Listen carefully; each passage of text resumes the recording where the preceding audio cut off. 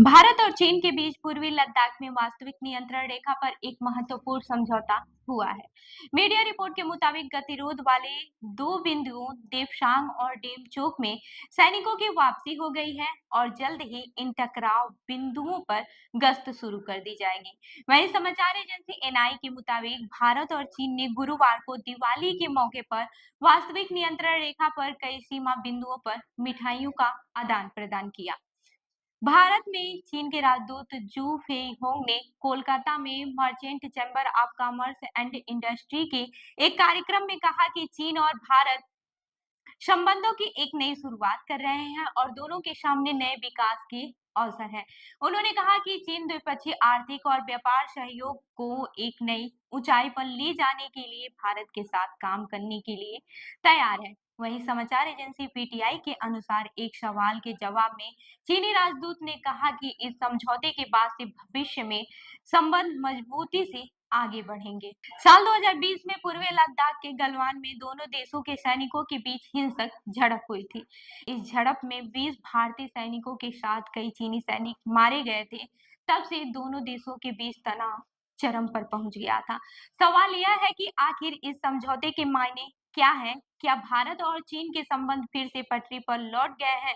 क्या अन्य जगहों पर चल रहा सीमा विवाद भी ब्रिक्स में भारत चीन समझौता धीरे धीरे सुलझना शुरू होगा?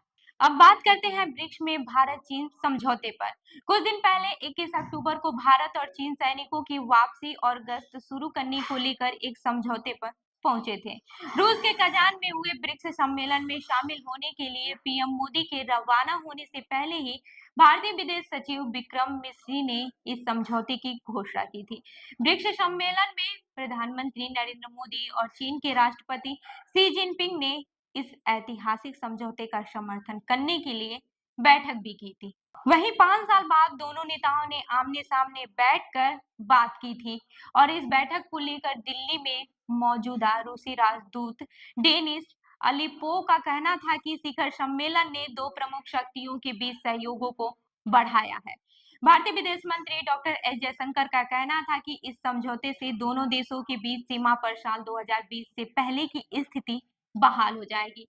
इसका मतलब है कि साल 2020 में भारत सैनिक जिस हद तक गश्त कर रहे थे, अब फिर से वहीं तक गश्त कर पाएंगे। अब ये भी बात कर लेते हैं कि समझौते से क्या-क्या बदलेगा।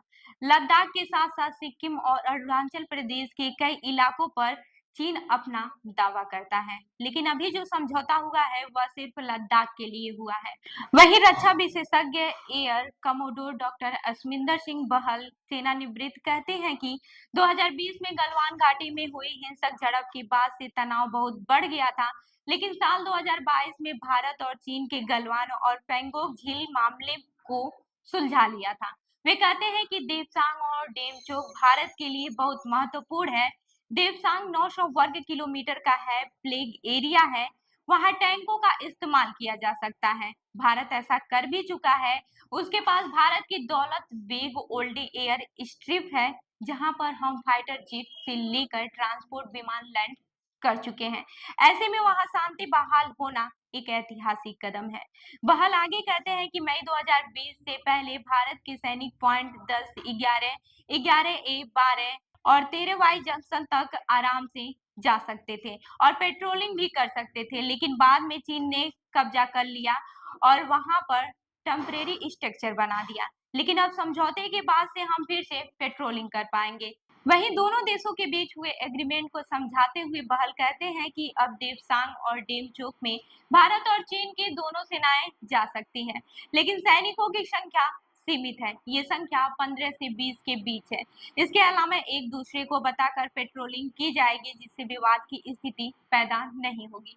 वह कहते हैं कि चीन ने जो टेम्परेरी स्ट्रक्चर बनाए थे उन्हें हटा लिया है, लेकिन बफर जोन कितना बड़ा होगा इसे लेकर अभी कोई स्पष्टता नहीं है। बहल कहते हैं कि सैनिकों की वापसी पहला कदम है।